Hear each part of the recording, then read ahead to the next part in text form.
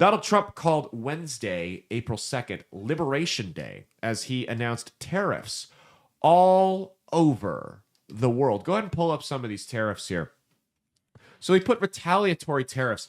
These are some of the tariffs that other countries have on us, for context. And we know I'm not a huge fan of tariffs here. I'm a free market guy. I like to open up the trade and everything. But sometimes I understand, I'm a pragmatist, that tariffs are necessary to use as a negotiation tactic and a stick, not a revenue generator like the Biden administration tried to do with them, but as a stick.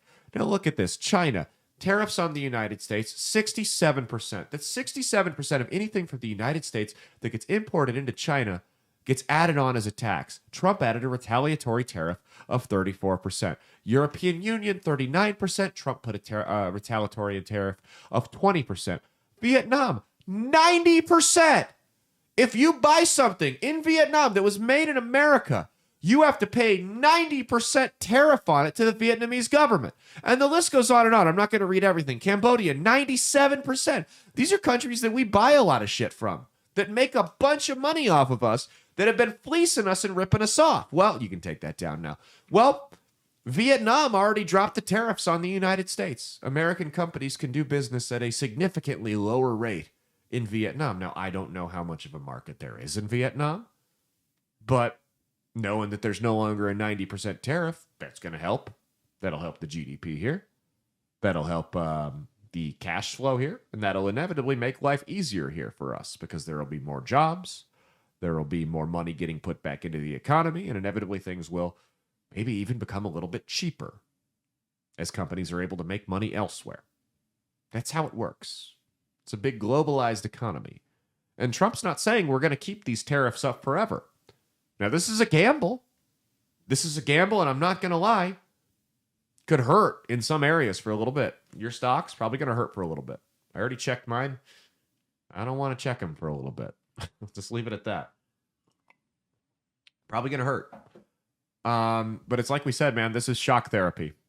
I keep saying that over and over again. We had the opportunity to eat healthy and stop smoking and start going to the gym. We did it for a little bit, and then we fell back into our old ways. This is necessary at this point. Now, while I'm not a fan of tariffs, like I said, I'm a pragmatist. While I'm not a big fan of tariffs on their own, I understand their usefulness. And I understand that we shouldn't get pushed around like this on the global scale. If other countries are going to do this to us, why on earth are we not doing it back? Why is this a one-way street where they get to bully us and we're the U.S. and, we're the world's ATM machine and they just get to do whatever they want and just fleece us like this? No, something needed to be done. This is ripping the bandage off. This is going to sting for a little bit. It's going to be tough, but it was necessary. Now, here's Doug Ford up in Canada, who'd been talking tough about how they were going to shut us down with all the tariffs and they were going to cut our energy off. His tone has seemed to change a little bit. Go ahead, check this out. Let's sit down and discuss this because it's just going to hurt American jobs. I can't stress it enough. And, again, he believes he's supporting Americans. He said he was going to create jobs, create wealth, reduce inflation. It's worked the total opposite. Inflation. But do you think it's fair that you have tariffs on a whole number of products? That's right. And we'd be willing to take those off tomorrow if he took all the tariffs off. We are not the problem, Andrew. Do you know the problem is? China's the... Oh, look at that. Tough guy. Gets called out of credit to MSNBC for once. Tough guy talking about, you're going to hurt American jobs, blah, blah, blah, blah, blah. But you have tariffs on them, and we'll get rid of them if they take them off us. I mean, the reality is Canada needs America a whole lot more than America needs Canada. They just do. In multiple departments. Economically, defense. I mean, they need America a whole lot more than we need Canada. That's just the truth. And he knows it. He knows that he is at the poker table right now. Everything's poker. Everything's poker. It's the one game that applies to everything. He's at the table right now with a 2 and a 7. Unsuited. Horrible hand. The worst hand you can have. Donald Trump's got ace 10. Now, that's not a pair in the hole, but that's a solid hand to have. It's not a slam dunk that you're going to win, But he can bully this pot and get what he wants out of it. And Ford knows that. All of Canada knows that. I'd be willing to take the tariffs off if they take ours off. Oh, you mean so exactly what he wanted you to do in the first place? Okay, tough guy. Let's do it then. That's exactly what he wanted. He doesn't want any special treatment. He doesn't want any gifts. He just wants you to actually secure your border, which you did the first time he threatened tariffs. And he wants you to stop screwing us over. That's all. That's all. Now, here's my only concern with this. We've got, for the first time in American history, at least in my lifetime, I should say, a president that says, hey, this whole taking advantage of us on the international scale thing, this is done. This is done. We're going to fight back. We're going to hit you back, and we'll take them off as soon as you take yours off. But we're not going to get bullied anymore. We're not going to let our companies and our workers get taken advantage of anymore. This is over. This is the first time we've had a president that's ever done that. My concern is when he leaves office in 4 years or 8 years or 12 years, depending on who you ask. When Trump leaves office after his 9th term in the year 2052, okay? When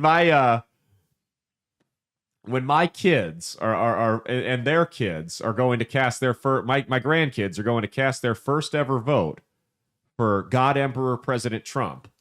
I hate when they turn 18. They'll and he finally leaves office after that, and then Barron Trump takes over. Vice President Barron Trump assumes office. No, but my concern is when he leaves office, whether it's 4 years from now, and who knows who's going to win in 3 years, guys. I don't know. Maybe it'll be J.D. Vance. Maybe it'll be someone like Gavin Newsom. It could be someone we've never heard of. Maybe it'll be Gene Stothert will be president in 3 years. Who knows? But regardless, when he leaves office, my concern here is that whoever takes office afterwards, if they don't want to continue that agenda, the rest of the world is once again going to smell blood in America and say, okay, well, that guy's gone. We can go back to leeching off the system again, which is why we have to actually change the culture. We have to win the culture war because policy is always downstream of culture. We have to change the culture to where we become a country once again that nobody wants to bully around. Or not that nobody wants to bully around, but a country that won't be bullied around. You're not going to do this anymore. We're going to stick up for ourselves. We're going to fight back.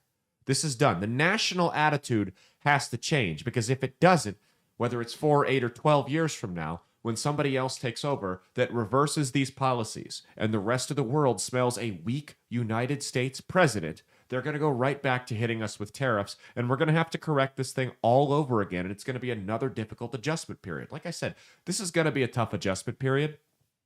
We'll come out okay. We will come out better off because of it. We absolutely will. And I appreciate that Trump isn't the type of leader that as soon as he realizes what he does is causing all types of controversy, reverses course immediately. We voted for him knowing he was going to do this. This was a big part of his agenda. Okay? He's got the mandate. He's doing it. And despite me, and I don't really think it's honestly all that unpopular. I really don't think the average person's feeling it. I know because I'm the average person and I'm not feeling any worse than I was before he took office. I don't think it's all that unpopular. I think, like I said, you got a lot of media hype about it. So I appreciate that he's not caving to the mainstream media and the crybabies out there, and he's going forward with it. You commit to it. I like that.